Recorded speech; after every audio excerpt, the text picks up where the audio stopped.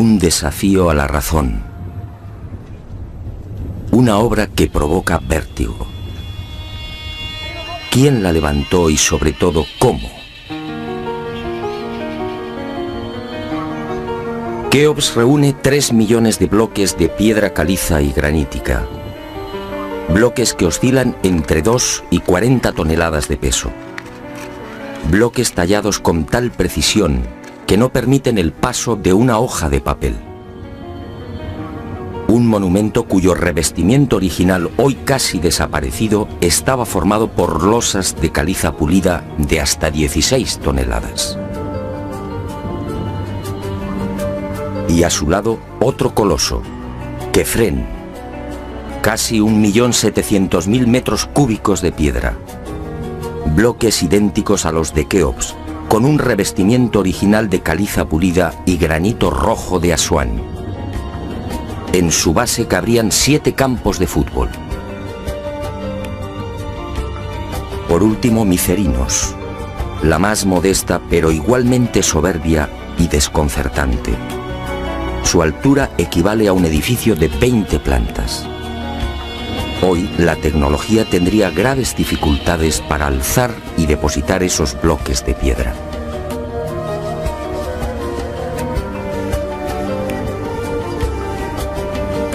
A la vista de estas mareantes cifras, el mundo se pregunta, ¿cómo lo hicieron? Para la arqueología oficial no hay duda. Las pirámides de Giza fueron obra de los faraones y se levantaron hace 4.600 años. Los bloques fueron trasladados desde las vecinas canteras de Tura y Mohatan, a escasos kilómetros del Cairo, y encajados en los respectivos monumentos mediante el uso de gigantescas rampas. Rampas, dice la arqueología, por las que miles de obreros empujaban los bloques con el auxilio de rodillos de madera.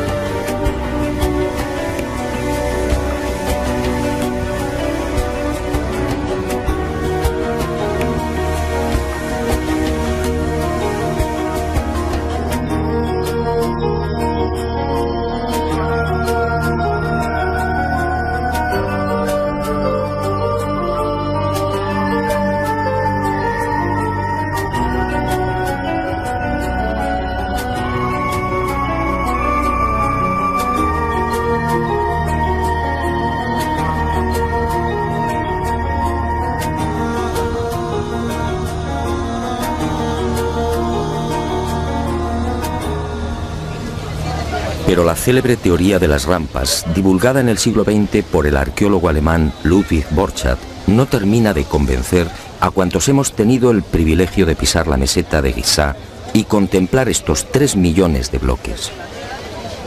Y son 2 las razones que ponen en entredicho la versión oficial.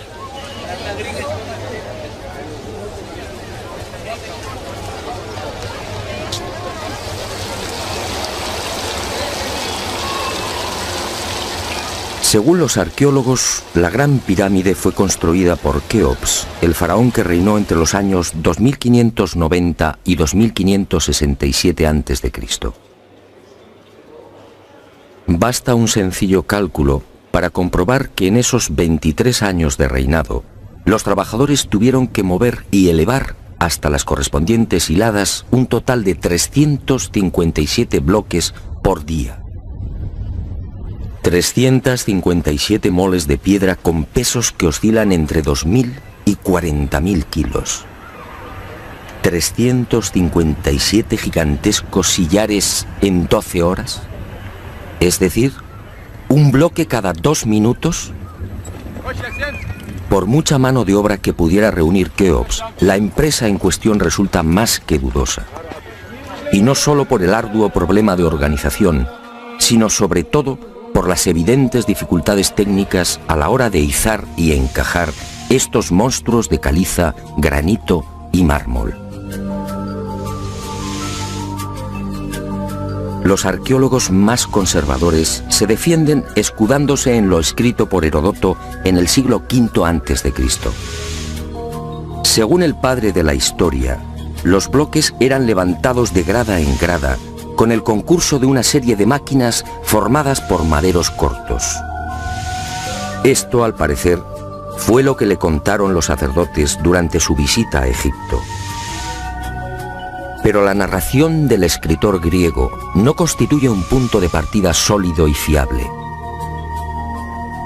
En el 450 a.C., cuando Heródoto recorre el Nilo, habían transcurrido 2000 años desde la supuesta construcción de la Gran Pirámide por Keops.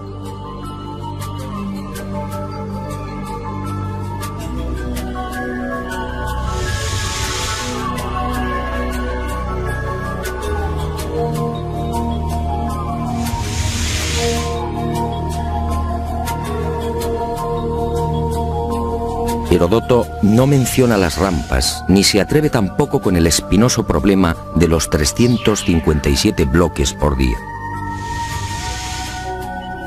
Heródoto cuenta lo que le contaron. ¿Es esto una prueba científica para determinar cómo y cuándo se levantó la Gran Pirámide?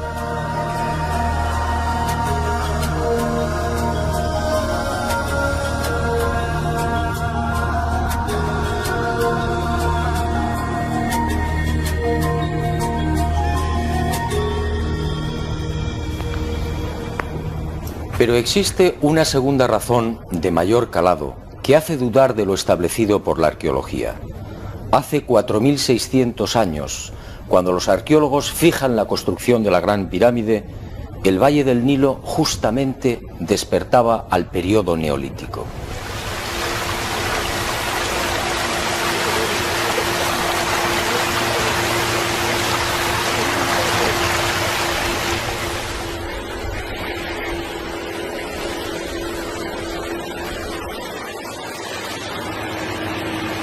En otras palabras, tanto en el sur, en el Alto Egipto, como en las regiones del Fayum y del Delta Occidental, los habitantes malvivían en chozas de juncos y adobe.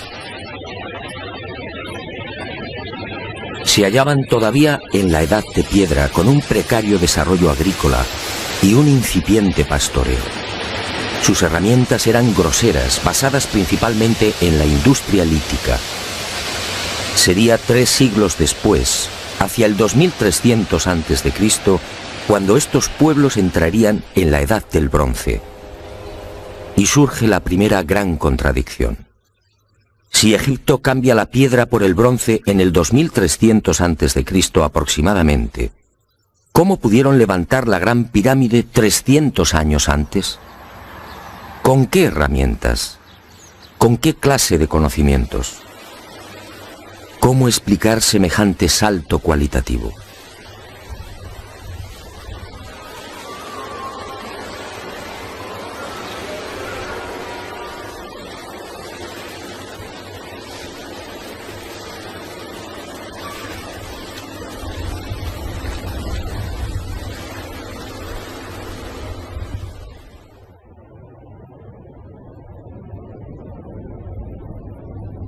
Nadie en su sano juicio y con un mínimo de información puede aceptar que esta maravilla arquitectónica fuera obra de unas gentes primitivas que ni siquiera conocían la escritura.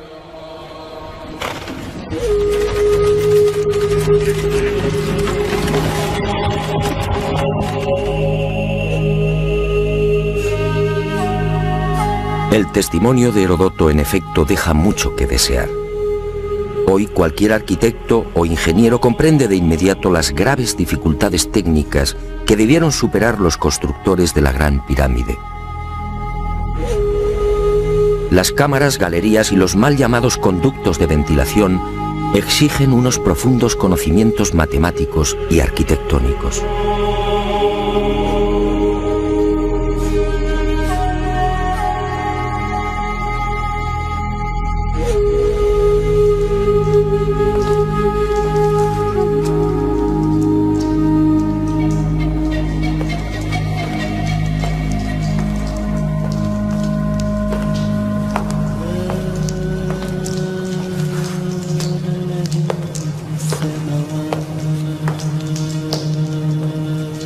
Basta echar un vistazo a las toscas herramientas con las que, según los arqueólogos, se construyeron las pirámides, para comprender que algo falla en esta historia.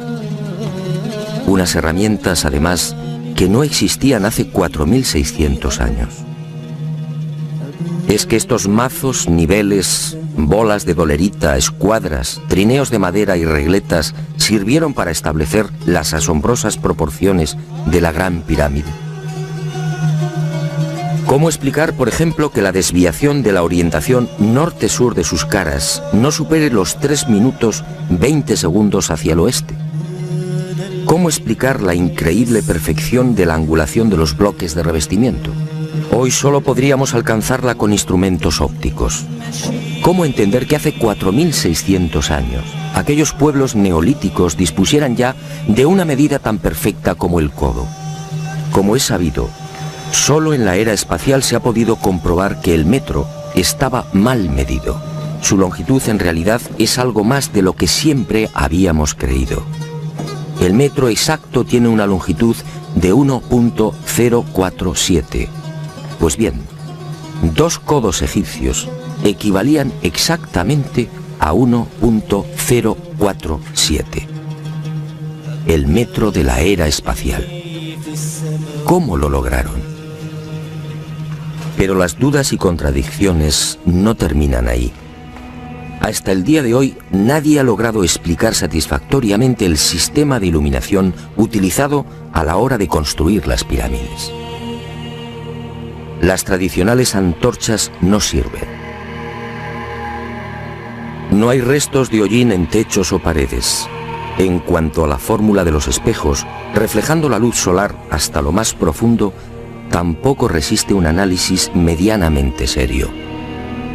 El movimiento del Sol obligaría a los constructores a una penosa labor de permanente rectificación.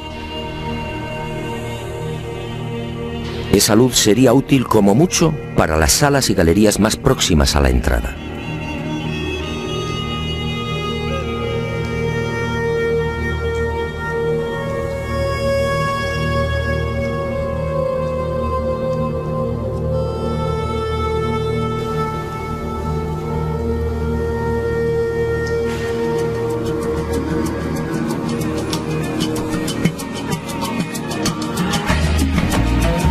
Las explicaciones de los arqueólogos tampoco convencen cuando alguien pregunta por el método utilizado para cortar los enormes bloques de granito.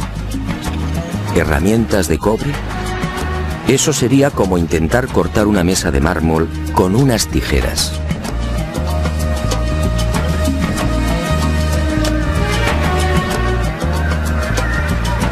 Y otro tanto sucede con el asombroso y enigmático pulido de los vasos de diorita y granito. ¿Qué clase de taladro utilizaban para que la cara interior ofrezca el mismo pulido que la exterior? ¿Cómo lo lograban si por las bocas de estos panzudos vasos no cabe siquiera la mano de un niño? Y otro detalle estremecedor. Al examinar el pulido de estos vasos y platos, los expertos han comprobado que a cada vuelta la presión ejercida era 500 veces mayor que la obtenida en la actualidad con los poderosos taladros de punta de diamante artificial. Y de nuevo la gran interrogante. Si muchos de estos vasos han sido fechados en el 2600 a.C., ¿quién los fabricó? ¿El hombre de la edad de piedra? Evidentemente no.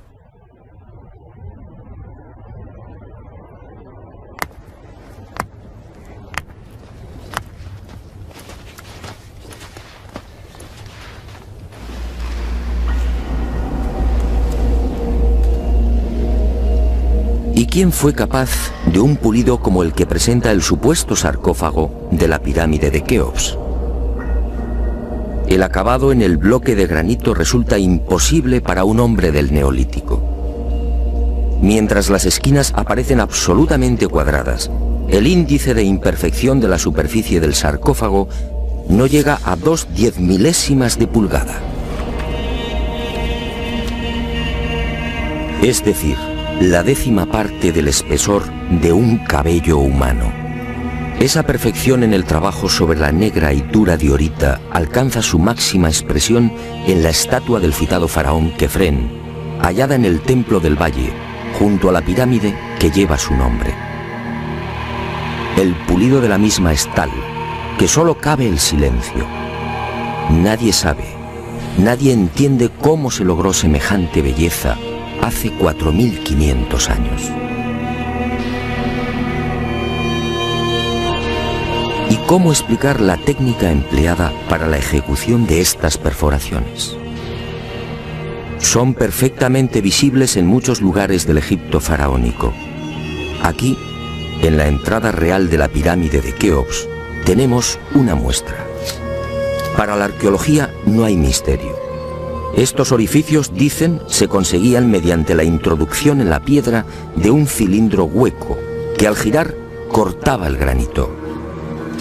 Pero al examinar la espiral grabada en el interior, algo no concuerda con la versión oficial. La distancia entre línea y línea es de 2.5 milímetros. Nosotros en la actualidad, utilizando taladros con punta de diamante artificial, solo podemos alcanzar 0.05 milímetros por vuelta.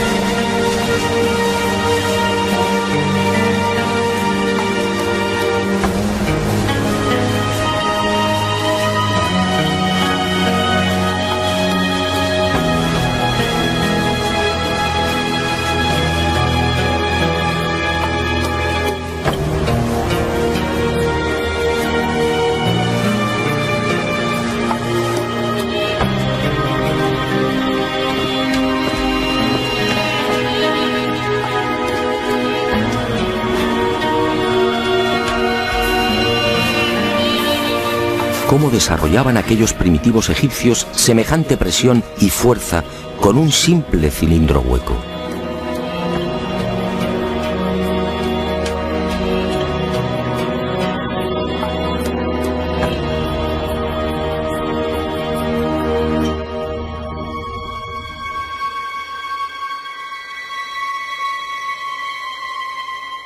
Y aunque algo posterior en el tiempo, también lo descubierto en la tumba de Tutankamón nos deja con la boca abierta.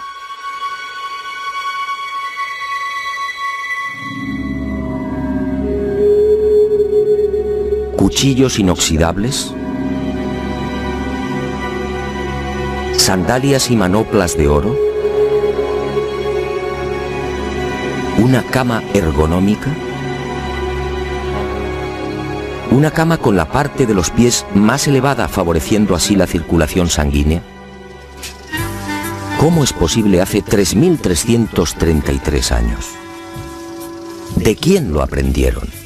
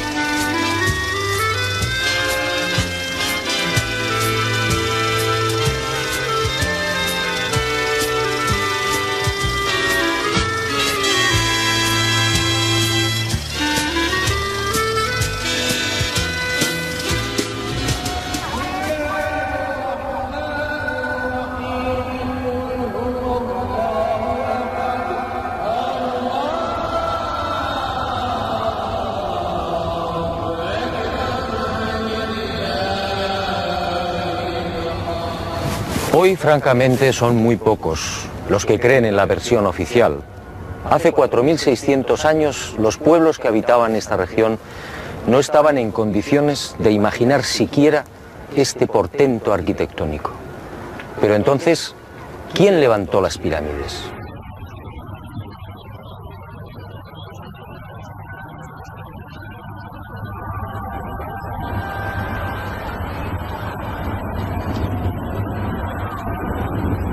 Una primera pista aparece en esta estela de piedra. una estela depositada en la sala 42 del Museo del Cairo y que muy pocos turistas se detienen a contemplar.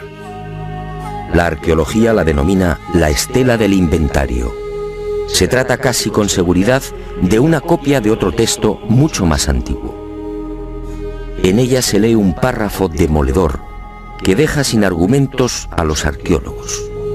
Dice así: el faraón Keops fundó la casa de Isis, señora de la pirámide, detrás de la casa de la Esfinge. ¿Señora de la pirámide? ¿Quiere esto decir que la Gran Pirámide ya existía cuando Keops llegó al poder?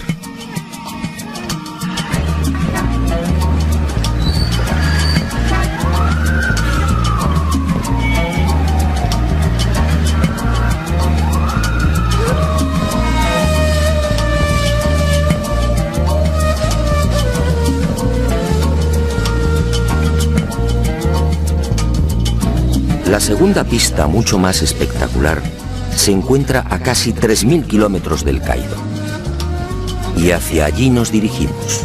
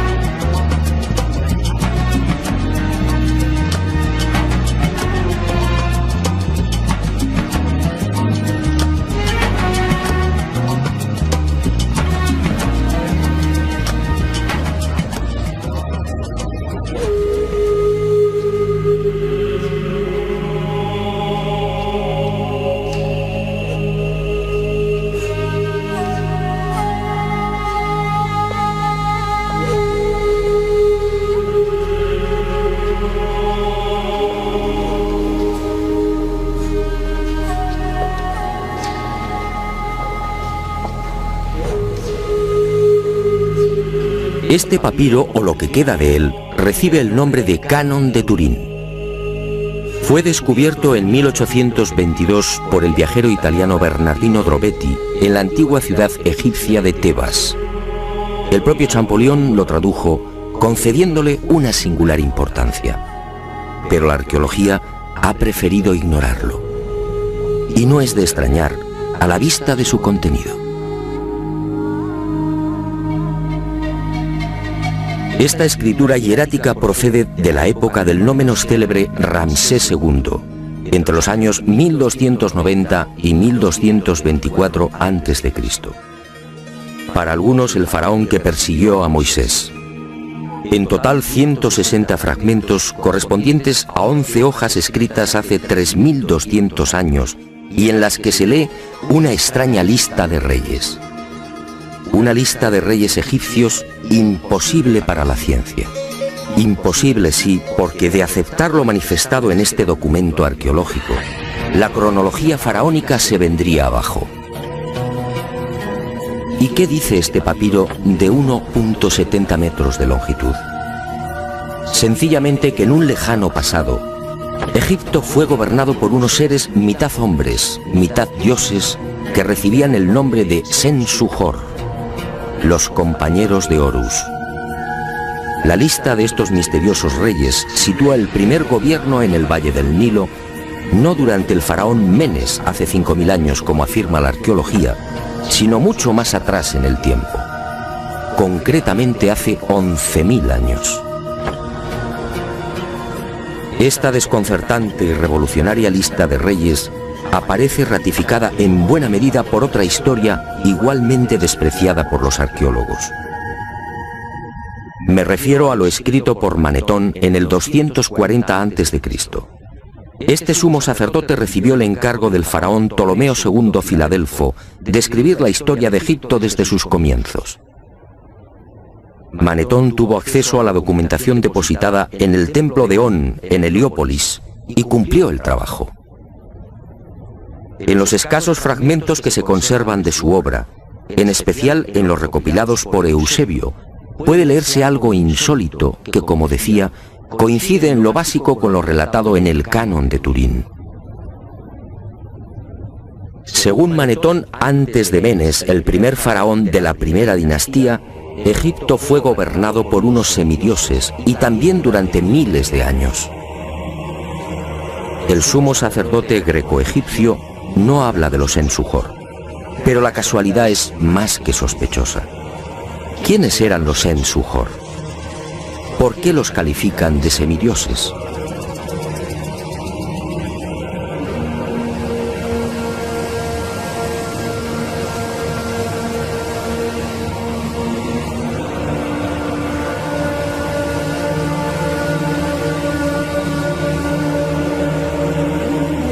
Para los arqueólogos más conservadores, los Ensuhor y la información suministrada por Manetón son pura fantasía. Y aparentemente tienen razón. Si Egipto fue gobernado hace 11.000 años, ¿dónde están las pruebas y los vestigios arqueológicos que deberían delatar a esas culturas? ¿O están ahí? ¿No será que la arqueología no los quiere ver?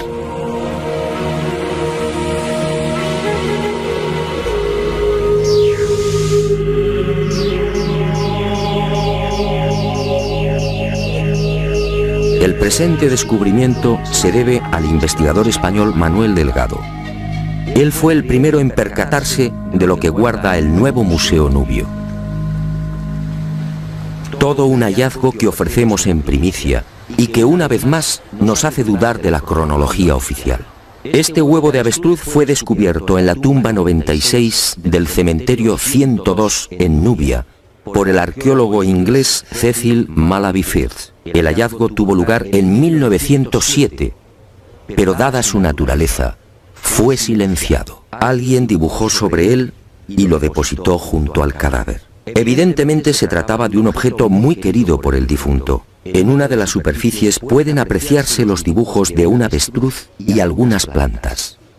En la opuesta, oh sorpresa, otra escena imposible: el curso del río Nilo y las siluetas de unas construcciones muy familiares: las 3 pirámides de la meseta de Giza. El hallazgo de este huevo de avestruz no tendría mayor importancia, de no ser por un pequeño gran detalle. Según los investigadores, los restos humanos de la citada tumba 96 se remontan a la cultura Nagada I, es decir, alrededor de 7.000 años. 7.000 años. Algo en efecto no cuadra. Si la arqueología afirma que las pirámides de Giza fueron levantadas hace 4.600 años, ¿cómo es que aparecen dibujadas en una sepultura de hace 7.000? Pero las pruebas que apuntan a un pasado mucho más remoto de lo que pretende la egiptología no terminan ahí. En 1991 volvió a encenderse la polémica. Esta vez el protagonista fue Abu el-Hol, el padre del terror, nombre dado por los naturales de la región a la mítica esfinge.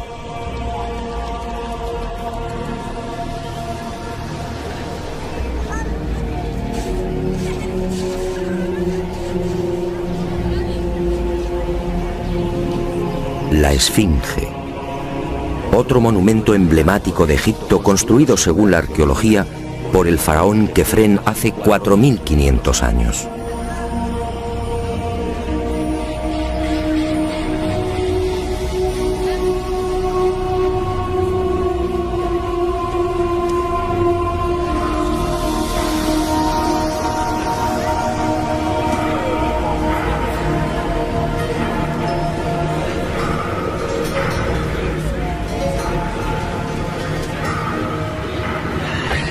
Lo que hoy podemos contemplar tiene escasa relación con la estampa original. En el pasado se hallaba totalmente pintada. El cuerpo de león en rojo y el tocado de la cabeza en azul, con rayas horizontales en amarillo. Portaba una barba postiza y por delante de esa barba aparecía una estatua a tamaño natural. Durante la invasión de los mamelucos, la esfinge fue cañoneada y la nariz destrozada.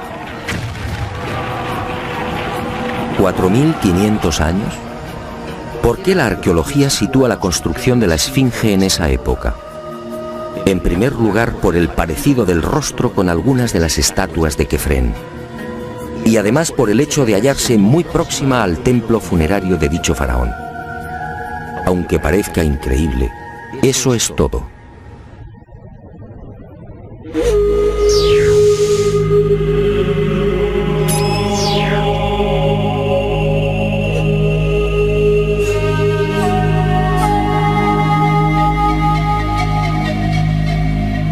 Y en 1991, como decía, los arqueólogos fueron arrinconados de nuevo contra las cuerdas.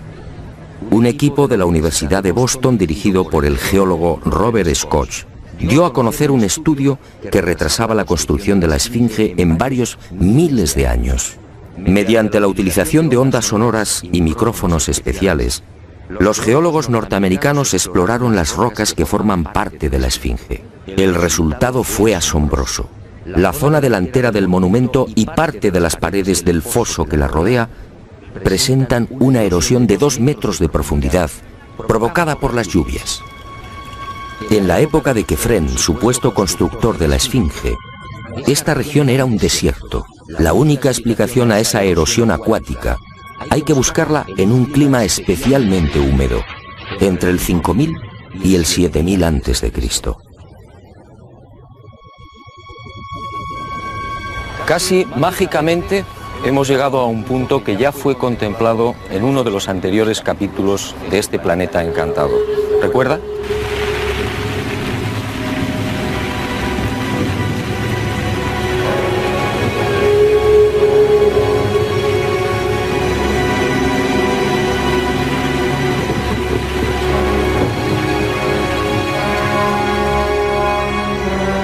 Al hablar del Gran Jardín, pudimos comprobar cómo todo el norte de África, hace unos 12.000 años aproximadamente, se vio sometido a un dramático cambio climático. En otras palabras, la Universidad de Boston acertó.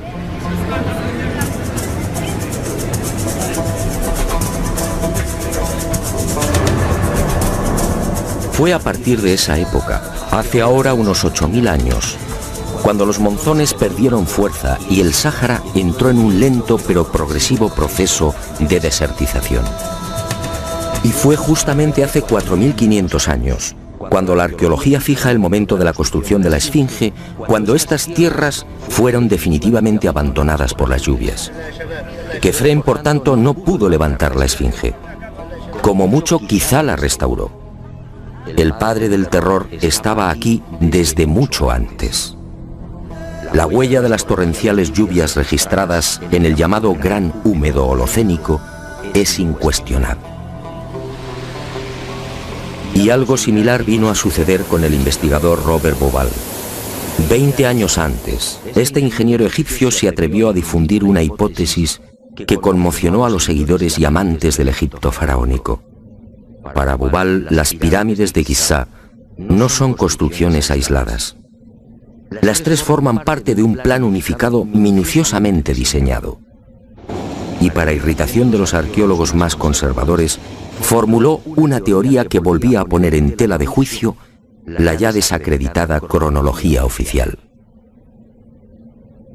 La tesis de Bauval es conocida como la correlación de Orión, es decir, el asombroso parecido en la disposición de Keos, Kefren y Micerinos respecto a las 3 estrellas que forman el cinturón de Orión.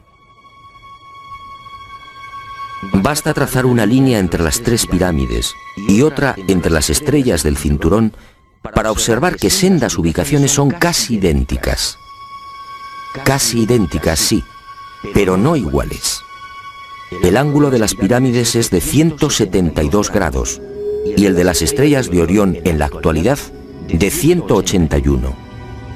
Bauval se percató de esta pequeña diferencia y tuvo una genial intuición. Con la ayuda de las computadoras retrocedió en la historia y descubrió que la alineación de las estrellas del cinturón de Orión coincidía con la de las pirámides hace 12.500 años. ¿No son demasiadas coincidencias? Por un lado, la geología demuestra que la Esfinge tuvo que ser construida en pleno Gran Húmedo, es decir, hace más de 9000 años. Por otro, el papiro de Turín y Manetón aseguran que unos semidioses gobernaron el valle del Nilo hace 11.000 o 12.000 años, quizá más. También el huevo de avestruz hallado en la tumba 96 en Nubia nos dice que las pirámides existían ya hace 7.000 años, y la tesis de Bubal pone punto final, insistiendo de nuevo en esa misteriosa fecha: 12.500 años.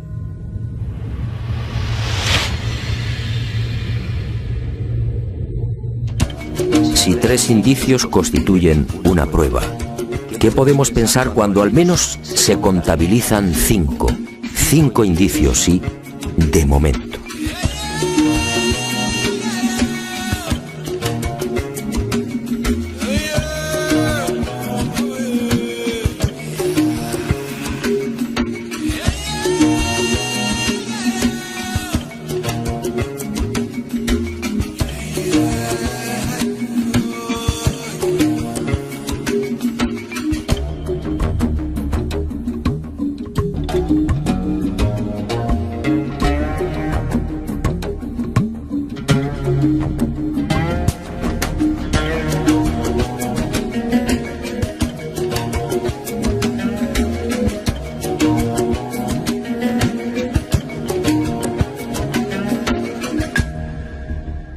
No, las pruebas que contradicen la versión de la arqueología oficial no han concluido.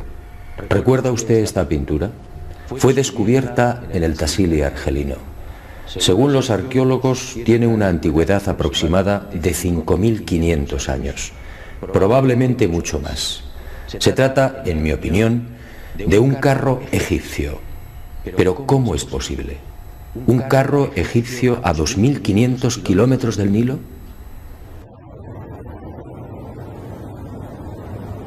¿Un carro egipcio antes de que existiera Egipto? Si la arqueología dice que el primer faraón de la primera dinastía empezó a reinar 4.920 años antes del presente, ¿cómo explicamos esta pintura, datada mucho antes? No fue la única. En mis investigaciones por el Sáhara pude descubrir cientos de ellas. En 1982, una síntesis de los trabajos de Henry Lott sacaba a la luz un total de 600 carros pintados o grabados. A estos hay que sumar otros 400, distribuidos por Mauritania, Marruecos, Argelia, Libia, Mali y Níger. Más de 1000 carros pintados o grabados a 2000, 3000 y 5000 kilómetros del Nilo. ¡Qué extraño! Carros y conductores típicamente egipcios. Perfiles, tocados y vestiduras son elocuentes. Carros y personajes egipcios en el corazón del Sáhara. Cuando interrogué a los arqueólogos, la mayoría se encogió de hombros. A decir verdad, estas pinturas no son cómodas. Algunas han sido fechadas en una época en la que, según la arqueología, carros y caballos no habían hecho acto de presencia en Egipto. Otras, como las del Tassili o el Fesán libio, son mucho más escandalosas. Los análisis de las sustancias orgánicas contenidas en los pigmentos han sido desconcertantes. 6.000, 8.000 y hasta 9.000 años de antigüedad. ¿Carros y conductores egipcios hace 9.000 años? Y casi sin querer, a la vista de estos documentos pictóricos, la memoria vuelve a poner en pie los hallazgos de la Universidad de Boston, el papiro de Turín, la historia narrada por Manetón, las pirámides pintadas en el huevo de avestruz o el descubrimiento de Bubal. Naturalmente, para la arqueología, estas pinturas y grabados no tienen sentido. El caballo y los carros, dicen, entraron en Egipto hacia el 1700 a.C. Y lo hicieron con la invasión de los Hicsos, un pueblo procedente de la Alta Siria que gobernó la mitad oriental del delta. Nuevo y grave error de la arqueología. El caballo y los carros, como demuestran estas pinturas y grabados, ya existían en el Sáhara mucho antes de la 13 dinastía. Otra cuestión es que no quieran reconocerlo. Y es comprensible. Si los egipcios y su cultura proceden del Sáhara, ¿en qué queda la supuesta hegemonía del Egipto faraónico?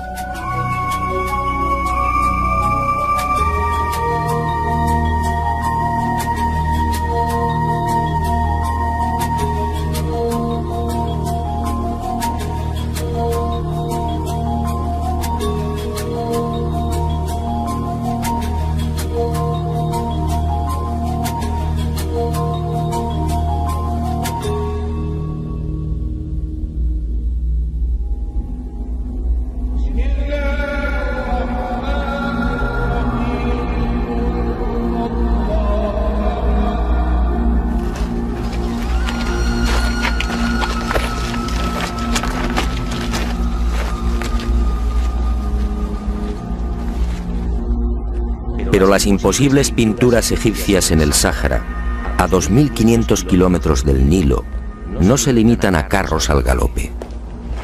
Otras, para desconcierto e irritación de la arqueología, presentan escenas muy diferentes. Ofrendas. Personajes adornados con el ureus, la serpiente sagrada sobre las cabezas. Barcas igualmente egipcias. Vestimentas similares a las que lucen faraones y sacerdotes. Individuos de perfil al más puro estilo egipcio. Pinturas todas ellas muy anteriores al Egipto faraónico.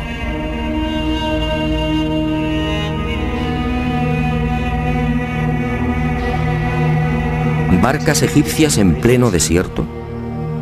Si estas pinturas, como aseguran los confusos y confundidos arqueólogos, fueran tan solo el testimonio de la influencia de la 18 dinastía en esta remota parte del Sáhara, ¿cuál sería el sentido de las mismas? En esa época, durante la 18 dinastía, hace 3.500 años, esta zona era un desierto idéntico al que ahora vemos. ¿Barcas en un infierno de piedra y arena? ¿Y por qué ignoran la datación? Si estas pinturas se remontan a 9.000 años, entonces las barcas sí están justificadas.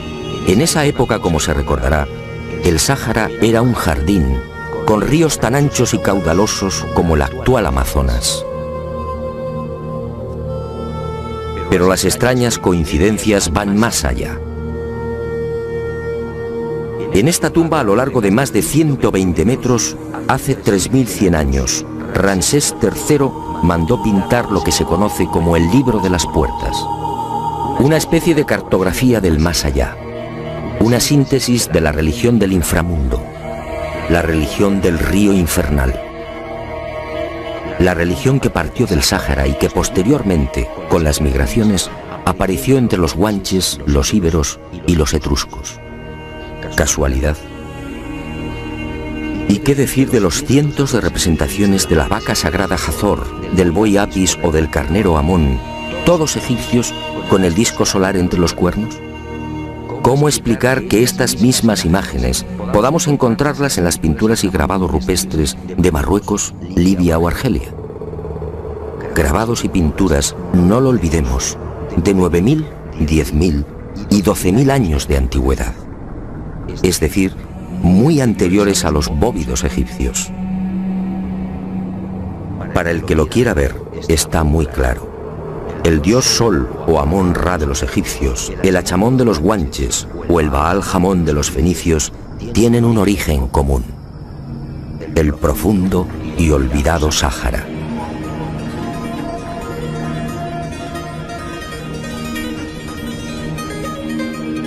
Puede que Herodoto y Diodoro de Sicilia tuvieran razón. Egipto, el Egipto faraónico, fue obra de los dioses. Ha llegado el momento de ser valiente. Para mí, hace 9.000 o 10.000 años, quizá más, alguien no humano descendió en el gran jardín, en el Sáhara Azul, y puso en marcha una gran cultura. Una civilización intuida en una lengua, una religión y unas costumbres comunes.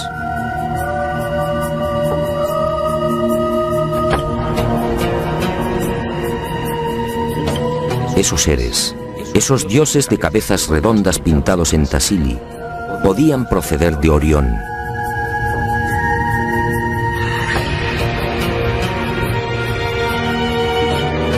y ellos o sus descendientes levantaron estas magníficas e imposibles construcciones.